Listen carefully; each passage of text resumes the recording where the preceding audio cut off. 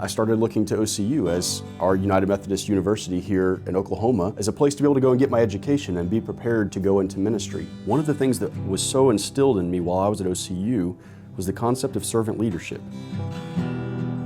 I think OCU strives to be an inclusive and loving and supportive place. Like the reason that I am the Associate Director of Contemporary Worship at New Hope United Methodist Church now is because freshman Emily was convinced that she should play the piano at Evensong. I love so much being a part of the school of religion and just kind of the community that's within the school of religion. And so whenever you come to OCU and you get to be exposed to different viewpoints, different understandings, I think that helps you go out and minister to and love a very diverse world. Just being able to work together and learn from and learn together with people who maybe don't think exactly as you think or read Scripture the same way you read Scripture.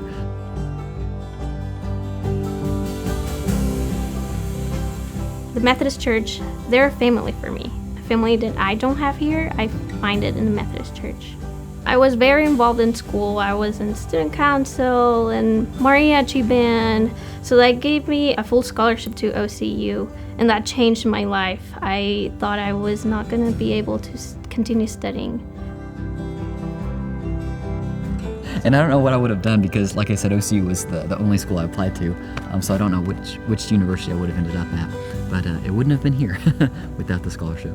I could not have attended OCU without the scholarships that I got. I was blessed to have a family who was able to help me out, but I actually didn't think I was going to be able to go to OCU and had decided on another university. And then the admissions office called me and they were able to offer additional scholarship, and I believe that a lot of that is because of the United Methodist Foundation.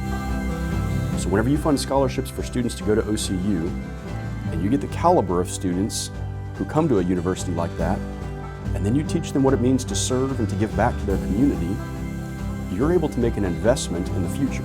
That's what happens when you give to scholarships for students to go to Oklahoma City University.